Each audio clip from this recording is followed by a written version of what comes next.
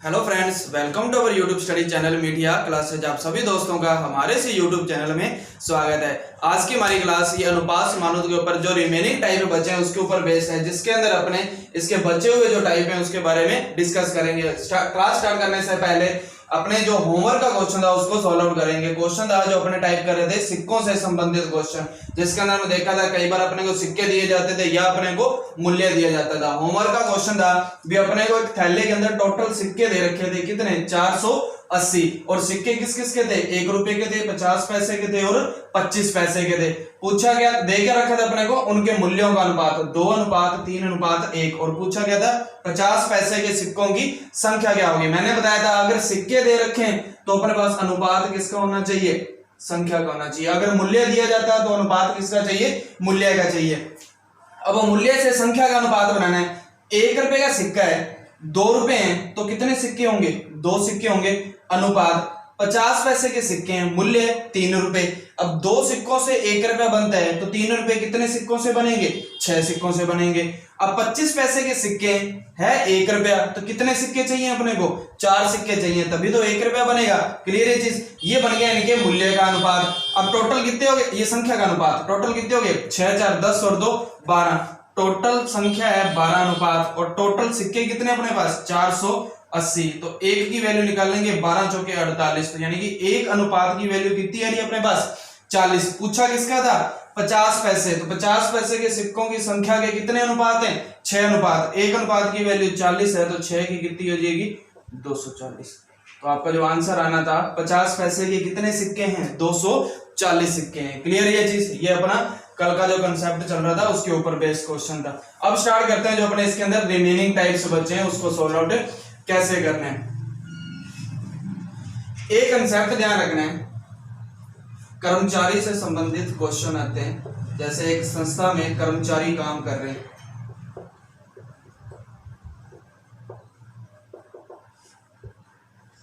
इसके लिए देखो मेरे पास 5 कर्मचारी काम कर रहे हैं, 5 कर्मचारी हैं, प्रत्येक को मैं 2000 रुपए दे रहा हूं। कंसेप्ट सीखेंगे फिर इसके जो क्वेश्चन बनते हैं वो अपने सॉल्व आउट करेंगे। मेरे पास ऑफिस है, उसमें 5 कर्मचारी काम करते हैं, प्रत्येक को मैं 2000 दे रहा हूं, तो मेरा कुल कितना वेतन लग रहा है 10,000। मेरा कुल कितना वेतन लग रहा है 10,000 लग रहा है। मतलब कर्मचारियों की संख्या इनटू प्रत्येक कर्मचारी का वेतन इनटू प्रत्येक कर्मचारी का वेतन, ये किसके बराबर आ रहा है, आपका कुल वेतन के तो बराबर आ रहा है। यानी कि 5 कर्मचारी हैं, प्रत्येक को 2000 दे रहा हूं, तो कुल वेतन कितना जा रहा है मेरा 10,000 जा रहा है। तो कंसेप्ट क्या ध्यान रखना है अपने को, जो संख्या इनटू प्रत्येक का वेतन होगा ये किसके इक्वल होगा, कुल वेतन के इक्वल होगा। अब अपने को क्वेश्चन क्या देगा, या तो संख्या और प्रत्येक का वेतन दे देगा, पूछेगा क्या कुल वेतन, या कुल वेतन और प्रत्येक का दे देगा, पूछेगा क्या संख्या। अब क्वेश्चन कैसे पूछा जाता है वो देखना। क्या कहेगा, अभी एक संस्था में पुरुष और महिलाएं काम कर रही हैं, एक संस्था में पुरुष और महिलाएं काम कर रही हैं, और जो उनकी संख्या का अनुपात है वो है 4:3। क्वेश्चन है भी एक संस्था में पुरुष और महिलाएं काम कर रही हैं जिनकी संख्या का अनुपात है 4:3, तथा प्रत्येक पुरुष और प्रत्येक महिला को मिलने वाले वेतन का अनुपात। क्वेश्चन की लाइन क्या है, प्रत्येक पुरुष व प्रत्येक महिला को मिलने वाले वेतन का अनुपात, वेतन का अनुपात 5:4 है। तो बताओ उनके कुल वेतन का अनुपात क्या होगा, तो बताओ उनके कुल वेतन का अनुपात क्या होगा। अब देखो क्या दे रखा है, पुरुष और महिलाएं काम कर रही हैं जिनकी संख्या कितनी है 4:3 में, और प्रत्येक का वेतन कितने अनुपात में है 5:4 में। पूछा गया अपनों से उनको मिलने वाले कुल वेतन का अनुपात, किसका अनुपात पूछा अपनों से, कुल वेतन का अनुपात। अब कुल वेतन किसके बराबर होता है, संख्या इनटू में प्रत्येक, यानी कि संख्या भी दे रखी है प्रत्येक का भी दे रखा है, यानी कि 5 चौके 20, 3 चौके 12, अब ये 4 से घट रहा है, 4 5 20 और 4 3 12, यानी कि उनको जो मिलने वाले कुल वेतन का अनुपात होगा वो कितना होगा 5:3। क्लियर ये चीज। क्वेश्चन ऐसे एग्जाम में आएगा, अपने छोड़ देते हैं भी संख्या भी दे दी, प्रत्येक का भी दे दिया, पूछेगा क्या अपनों से कुल वेतन पूछेगा, या अपने को कुल वेतन दे देगा, प्रत्येक का वेतन दे देगा, पूछेगा क्या अपनों से संख्या का अनुपात पूछ लेगा। क्लियर ये चीज। जैसे इसी क्वेश्चन को अपने और सॉल्व आउट करते हैं। मैंने लिखा भी एक संस्था में काम करने वाले पुरुष और महिलाओं की संख्या का अनुपात 5:4 है, और प्रत्येक, अब अपने को दे दिया मान लो उनको मिलने वाले कुल वेतन का अनुपात दे दिया, उनको मिलने वाले कुल वेतन का अनुपात दे दिया अपने को 3:1। उनको मिलने वाले कुल वेतन का अनुपात दे दिया 3:1। तो पूछ लेगा अपनों से भी प्रत्येक पुरुष और प्रत्येक महिला को मिलने वाले वेतन, यानी कि किसका अनुपात पूछ रहा है अपनों से, प्रत्येक का पूछ रहा है। अब देखो प्रत्येक का निकालना है, ये वैल्यू निकालनी है, तो कुल वेतन में किसका भाग दोगे, संख्या का ही दोगे।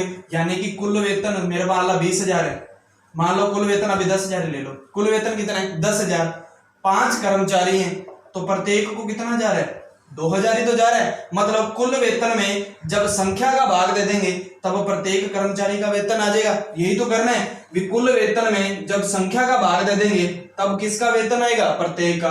तो कुल वेतन में जब संख्या का भाग दे देंगे, कुल वेतन में जब संख्या का भाग दे देंगे तो किसका आंसर बनेगा, वो प्रत्येक का बनेगा। अब इसका निकालना तो कैसे करेंगे, 3 चौके 12, इसका करेंगे तो 5 एकम 5, तो प्रत्येक को मिलने वाले वेतन का अनुपात कितना आ जाएगा 12:5। क्लियर ये चीज। क्वेश्चन ऐसे ही घूमेंगे एग्जाम के अंदर, आपने इन चीजों को ध्यान रखना है। सिंपल सा एक कंसेप्ट है ये वाला भी, संख्या इंटू प्रत्येक का वेतन किसके इक्वल रहता है, हमेशा कुल वेतन के इक्वल रहता है। यहां से आपको 2 वैल्यू दी जाएंगी, तीसरी पूछी जाएगी, संख्या और कुल दे देगा, प्रत्येक पूछ लेगा, प्रत्येक और कुल देके क्या पूछी जाएगी, संख्या पूछ लेगी, या संख्या और प्रत्येक का देके क्या पूछा जाएगा, कुल वेतन पूछा जाएगा। क्लियर ये चीज, इस चीज का अपने को ध्यान रखना है। अब इसी कंसेप्ट को ना वो थोड़ा सा घुमाता है, कैसे घुमाता है अपने उस चीज को भी देख लेते हैं। एक क्वेश्चन पूछा जाता है, यहाँ पे मैं क्वेश्चन लिख रहा हूं भी संस्था में कार्यरत कर्मचारियों की संख्या को 3:4 में बढ़ा दिया जाता है, 3:4 में बढ़ा दिया जाता है, तथा प्रत्येक कर्मचारी के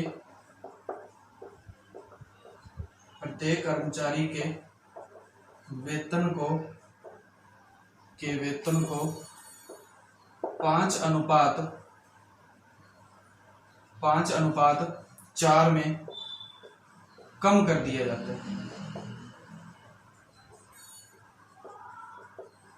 जाता है, जिसके कारण संस्था को 10,000 रुपए की हानि होती है। तो बताओ संस्था द्वारा प्रारंभ में दिया जाने वाला कुल वेतन क्या था। ये क्वेश्चन है ना, ये एसएससी ले लो चाहे रेलवे ले लो, किसी भी एग्जाम के अंदर ये पूछा जा सकता है और पूछा भी गया है इस टाइप का क्वेश्चन। क्वेश्चन क्या था, एक संस्था में कर्मचारियों की संख्या को 3:4 में बढ़ा दिया। पहली बात तो कर्मचारियों की संख्या की बात कर रहा है, क्या कह रहा है, संख्या को किस अनुपात में बढ़ाया उन्होंने 3:4, मतलब पहले 3 थी बढ़ा के कितनी कर दी 4, मतलब पहले तो 3 थी अब बढ़ा के कितनी कर दी है 4 कर दी है। ठीक है, और प्रत्येक कर्मचारी का वेतन, अब प्रत्येक के वेतन की बात कर रहे हैं, अब किसकी बात कर रहे हैं, प्रत्येक के वेतन की। क्या कह रहे हैं, प्रत्येक का वेतन 5:4 में कम कर दिया, मतलब पहले 5 था कम करके कितना कर दिया 4 कर दिया। उसके बाद क्या कह रहा है, जिसके कारण संस्था को कितने रुपए की हानि हुई है 10,000 रुपए की हानि हुई, यानी कि टोटल कुल वेतन की बात कर रहा है। अगर अपने यहाँ कुल वेतन की बात करें भी संस्था का खर्चा कितना हो रहा है। कुल वेतन कैसे निकालते थे, संख्या इंटू प्रत्येक, मतलब पहले संस्था कितने दे रही थी 15 अनुपात, अब संस्था कितने दे रही है 16। सिंपल सी बात है, एक कंपनी पहले 15 रुपए दे रही हो, अब कंपनी 16 रुपए दे रही है, तो कंपनी को क्या हो रही है, हानि हो रही है। तो कंपनी को कितने अनुपात की हानि हुई है, 1 अनुपात की, क्योंकि कंपनी पहले 15 दे रही थी, अब कंपनी 16 दे रही है, तो कंपनी को कितने अनुपात की हानि है, 1 अनुपात की। और हानि दे भी रखी है कितनी अपने को 10,000, मतलब 1 अनुपात की वैल्यू कितने के बराबर है, 10,000 के बराबर। तो 15 अनुपात की कितनी आ जाएगी, 1,50,000, और 16 की कितनी आ जाएगी, 1,60,000। क्लियर ये चीज। अब पूछा गया था अपनों से भी संस्था द्वारा प्रारंभ में, मतलब पहले, तो संस्था द्वारा पहले दिया जाने वाला कुल वेतन कितना है, 1,50,000। अगर पूछता संस्था द्वारा वर्तमान में दिया जाने वाला, मतलब अब की बात कर रहे हैं, तो अब संस्था द्वारा कितना दिया जाता है, 1,60,000। क्लियर ये चीज, बिल्कुल सिंपल सा कंसेप्ट है। और ये कंसेप्ट किससे रिलेट कर रहा है अपना, इसी से ही रिलेट कर रहा है भी जो संख्या है और इनटू प्रत्येक का वेतन, ये किसके बराबर आएगा, आपका कुल वेतन के इक्वल आएगा। क्लियर है चीज। तो इस कंसेप्ट से जो भी आपका डाउट हो तो आप वो कमेंट बॉक्स में बता देना, उसको क्लियर कर दिया जाएगा। ठीक है, अब बात करते हैं अपने नेक्स्ट टाइप की। इसके अंदर और कौन सा टाइप है, इसके अंदर नेक्स्ट इसके अंदर टाइप आता है अपना आय, खर्च और बचत। मोस्ट इंपॉर्टेंट टाइप है ये आपका इस चैप्टर का, काफी कुछ सीखने को मिलेगा इस टाइप के अंदर अपने को। आय, खर्च और बचत। देखो सिंपल सी आय है, अगर मेरी 10,000 रुपये आय है, 10,000 मेरी आय है, मान लो ये मेरी आय है, मैंने इसमें से 6,000 खर्च कर दिए, तो मतलब बाकी मेरी क्या थी, बचत है, बाकी मेरी क्या है, सेविंग है। मैंने ये मेरा एक्सपेंडिचर हो गया, खर्च हो गया, ये मेरी क्या है, सेविंग। टोटल मेरी इनकम कितनी है, 10,000 है, जिसमें से मैंने 6,000 रुपये खर्च कर दिए, बाकी मेरी सेविंग है, सेविंग कितनी आ जाएगी मेरी 4,000। अब यहां से एक चीज पता चल रहा है भी आय है, आय किसके बराबर है आपकी, टोटल अगर मैं 10,000 लेके चलूं, मेरी जो आय है ये मेरी किसके बराबर है, खर्च प्लस में बचत। यानी कि खर्च मेरा 6,000 है, प्लस में बचत कितनी है 4,000, तभी तो 10,000 बन रहा है। तो एक चीज ध्यान रखिए, जो आय होती है ये आपकी किसके बराबर होती है, खर्च प्लस में बचत। यानी कि कुछ तो खर्च करेंगे, प्लस में कुछ क्या करेंगे, अपने बचत करेंगे, और इन दोनों का ही टोटल आपका किसके बराबर होता है, आय के बराबर होता है। क्लियर है ये चीज। अब इसी के ऊपर अपने क्वेश्चन करते हैं, भी क्वेश्चन क्या बनते हैं इसके ऊपर। जैसे क्वेश्चन दे रखा है भी दो व्यक्ति हैं ए और बी, दो व्यक्ति ए और बी हैं जिनकी आय का अनुपात दिया गया है कितना, 3:2। जिनकी आय का अनुपात कितना दिया है, 3:2, और उनके खर्च का अनुपात भी दिया है, उनके खर्च का अनुपात भी दे रखा है कितना, खर्च का अनुपात दे रखा है 4:3। क्लियर है। उसके बाद इन दोनों की बचत भी बता रखी है, भी जो ए है ना ये तो बचाता है 1,000 रुपए, ये 1,000 रुपये बचाता है, और ये कितने बचाता है 500 रुपये बचाता है। तो इसने पूछा है भी ए की आय क्या होगी और बी की आय क्या होगी, ये क्वेश्चन पूछा अपनों से। भी दो व्यक्ति हैं ए और बी, इनकी आय का अनुपात है 3:2 और इनके खर्च का अनुपात है 4:3। तो बताओ इनकी बचत, अगर इनकी बचत 1,000 और 500 रुपए है, तो बताओ ए की आय क्या होगी और बी की आय क्या होगी। अब देखो आय कुछ ना कुछ तो होगी, यहाँ पे डबल अनुपात चल रहा है, अपने को तो एक ही अनुपात लेके चलना है। आय इसकी 3:2 है, इसकी 2:2 है। अब ये अनुपात है, मेरे को तो अनुपात नहीं चाहिए, मेरे को तो प्रॉपर आय चाहिए। अगर इनमें से कॉमन फैक्टर कुछ ना कुछ कटा होगा, मान लो वो कॉमन फैक्टर क्या था आपका, x था, मान लो कॉमन फैक्टर क्या था आपका, x था, मतलब a की आय अब 3x है और b की आय कितनी है 2x है। अब देखो मेरे को आय दे रखी है और इसकी बचत भी दे रखी है, जबकि अनुपात किसका दे रखा है अपने को, खर्च का। अब एक चीज देखो, जब आय में से बचत को माइनस कर देंगे तो बचेगा क्या, खर्च ही। मतलब 10,000 की आय है, 4,000 बचाए हैं, तो खर्च कितना है मेरा 6,000 ही है। तो आय माइनस बचत करेंगे तो क्या बनेगा, खर्च बनेगा। तो यही तो है भी ए की आय है 3x, इसमें से मेरी बचत है 1,000 रुपए घटा दूं तो मेरे पास खर्च बचना चाहिए। तो खर्च का अनुपात कितना दे रखा है अपने को, 4 दे रखा है। अब अनुपात को अपने बटा फॉर्म में लिख सकते हैं, बी की बात कर रहा है, बी की आय कितनी है 2x। अब आय में से कितना बचा रहा है ये 500, तो बराबर खर्च आना चाहिए, आय माइनस बचत क्या आएगा खर्च, तो बी का खर्च कितना दे रखा है 3। ये चीज क्लियर होगी। अब इसको सॉल्व आउट कर सकते हैं क्या, क्रॉस मल्टीप्लाई करके, 3 का इधर मल्टीप्लाई हो जाएगा और 4 का इधर हो जाएगा, तो करो मल्टीप्लाई, 3 का इधर मल्टीप्लाई करो तो 3 दिया 9x minus 3 into 1000 3000 equals to 4 का इधर करो, 4 दूनी 8 माइनस 4 इंटू 500 2000। क्लियर है। अब क्या बचा, x वाले एक साइड कर लो, दूसरे एक साइड कर लो, 8x को इधर लेके आ जाओ तो 9x माइनस में 8x, 3000 को इधर ले आओ, 3000 यहाँ माइनस का है, इधर आके क्या हो जाएगा प्लस हो जाएगा, माइनस में तो 2000 पड़ा ही था, तो 9 में से 8 गए 1x, तो 3 में से 2 गए, x की वैल्यू कितनी आ गई 1000, x की वैल्यू कितनी आ गई 1000। अब अपनों से पूछा गया था a की आय, तो a की आय कितनी है 3x और x की वैल्यू 1000 है, मतलब a की आय कितनी है 3000। b की आय पूछेगा तो b की आय कितनी है 2x, तो x की वैल्यू 1000 है, तो मतलब b की आय कितनी आ जाएगी 2000। क्लियर है ये चीज। तो आपको यहाँ पे पूछा था a की आय और b की आय, तो a की आय आएगी 3000 और b की आय कितनी आ जाएगी 2000। कंसेप्ट ध्यान रखना है, आय भी दे रखी है, बचत भी दे रखी है और खर्च का अनुपात दे रखा है, तो अपने को खर्च का अनुपात बनाना है। ये जो अनुपात है किसका है खर्च का है, और ये वाला भी किसका है खर्च का है। क्यों, आय माइनस बचत खर्च, आय माइनस बचत खर्च, तो ये भी खर्च का अनुपात है, ये भी खर्च का अनुपात है, तभी तो बराबर की है इसको। क्लियर ये चीज। एक और क्वेश्चन करते हैं ऐसे ही,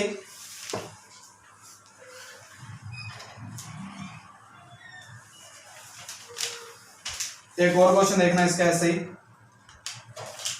एक क्वेश्चन दे रखा है अपने को ए और बी की आय का जो अनुपात है ये दे रखा है अपने को 10:9 और इनके खर्च का अनुपात दे रखा है अपने को 4:3 और इनकी बचत दे रखी है 1000 रुपये और 1500 रुपये। पूछा गया अपनों से ए की आय और साथ में बी की आय, इन दोनों की आय बतानी है अपने को। सेम कंसेप्ट, ये तो अनुपात है, मान लो ये 10x है और ये कितना है 9x है। अब वही कंसेप्ट लगाना है, आय में से बचत माइनस करेंगे तो खर्च आएगा, खर्च कितना है 4। सेम आय में से बचत माइनस करेंगे तो क्या आ जाएगा यहाँ पे खर्च आ जाएगा, तो खर्च कितना है 4/3। सेम क्रॉस मल्टीप्लाई करेंगे, क्या करेंगे करो मल्टीप्लाई, 4 का करो, 4 का इधर करेंगे 9 चौके 36 माइनस 4 इंटू 15, 15 चौकी 60 मतलब 6000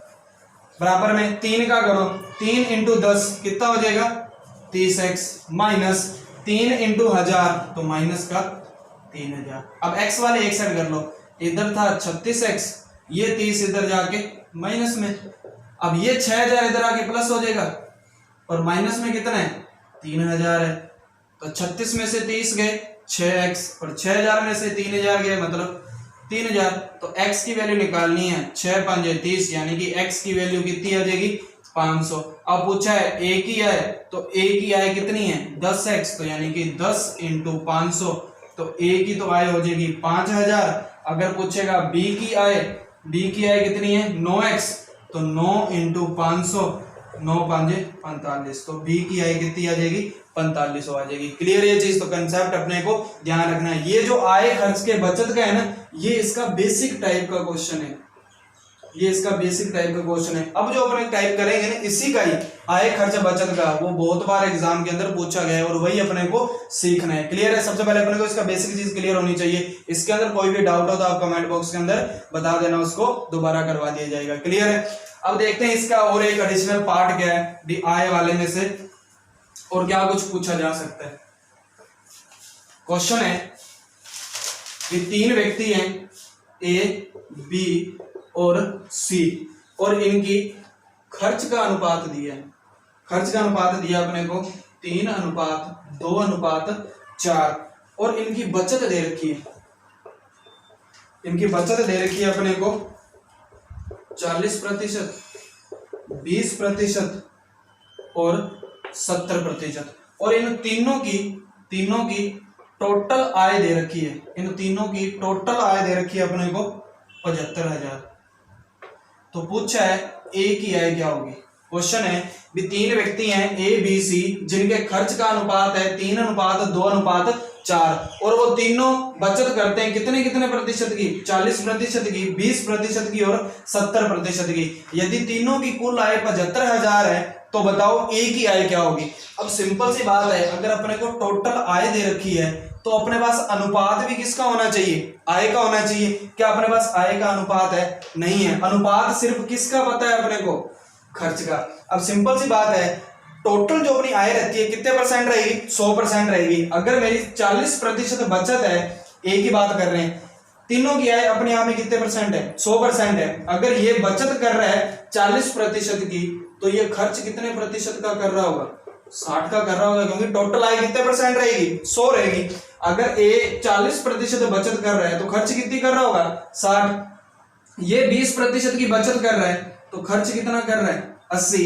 ये 70 की बचत कर रहा है तो खर्च कितना कर रहा है, 30। इतना क्लियर हो गया भी, प्रतिशत खर्च का भी आ गया और खर्च का ही अनुपात दे रखा है। अब अपने को तीनों की क्या निकालनी है, आय निकालनी है। अपने को तीनों की क्या निकालनी है, आय निकालनी है। अब आय तीनों की कितने परसेंट रहेगी, 100। तो बात करते हैं सबसे पहले ए की।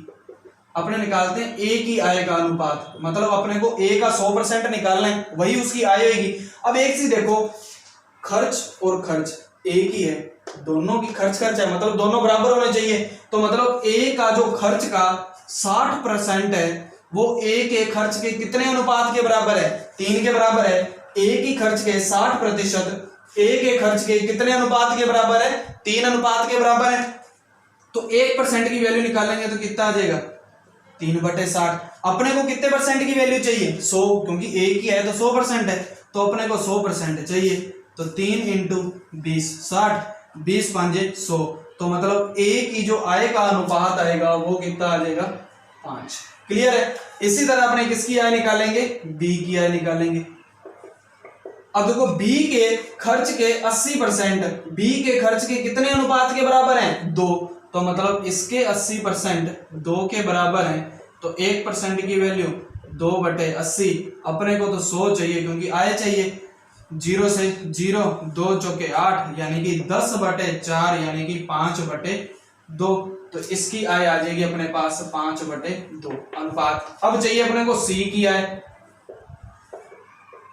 अब सी के खर्च के 30%, सी के खर्च के कितने अनुपात के बराबर हैं, 4 के। तो मतलब 30% की वैल्यू 4 के बराबर है, 1 की वैल्यू 4/30, 100% चाहिए क्योंकि आय चाहिए। 0 से 0, 4 दया 40। तो इसकी आय कितनी आ जाएगी, 40/3। क्लियर है। अब यहाँ पर 1 लगा सकते हैं, कोई फर्क नहीं पड़ेगा। अब अपने को देखो अनुपात भिन्न रूप में यानी कि फ्रैक्शन फॉर्म में नहीं रखना है, तो इसको सोल्व करेंगे। 2 दिया 6, 6 5 30 अनुपात, इसको छोड़ दो। 3 × 1 3, 3 5 15, इसको छोड़ दो। 1 × 2 2 × 40 कितना आ जाएगा, 80। तो ये किससे कट रहा है दोबारा, 5 से। 5 6 30, 5 3 15 और 16 5 80। क्लियर है ये चीज, 16 5 80। ये किसका अनुपात बन गया अपना, आय का। अब टोटल ही आय दे रखी थी, टोटल आय कितनी दे रखी थी अपने को, 75,000 रुपए, और तीनों की आय का अनुपात भी बन गया। अब टोटल आय के अनुपात कितने हो गए, 16 3 19, 19 और 6 25, मतलब 25 अनुपात की वैल्यू अपने को कितने के बराबर दे रखी है, 75,000 के बराबर दे रखी है। तो 1 अनुपात की वैल्यू कितनी हो जाएगी, 3। 1 अनुपात की वैल्यू कितनी हो जाएगी, 3। पूछी किसकी है, ए की। तो ए के पास कितने अनुपात हैं, 6। तो 6 3 18। अगर इसकी पूछा जाता तो कितना हो जाता, 9, और इसकी पूछा जाता तो 48। क्लियर है ये चीज। क्वेश्चन बहुत ही अच्छा था, बट अपने को कंसेप्ट ध्यान होना चाहिए भी अपने को ये चीजें अप्लाई कैसे करनी है। क्वेश्चन दिखने में बहुत छोटा था, भी खर्च दे दिया, बचत दे दिया, तीनों की आय दे दी, पूछ लिया भी ए की है कितनी है, बी की है। बट इसके पीछे जो लॉजिक था वो अपने को ध्यान रखना है भी अगर 40% की बचत कर रहा है तो खर्च निकाल सकते हैं, अपने खर्च आ जाएगा। अब ए के खर्च को ए के खर्च के बराबर रख देंगे, बी के खर्च को बी के खर्च के बराबर रख देंगे, और सी के खर्च को सी के खर्च के बराबर रख देंगे। क्लियर है। इसी प्रकार अपने तीनों की आय निकाल लेंगे और उसके बाद उसको इक्वल रख देंगे, यहां से अपने आंसर निकाल देंगे। ऐसे ही एक और क्वेश्चन देखते हैं अपने।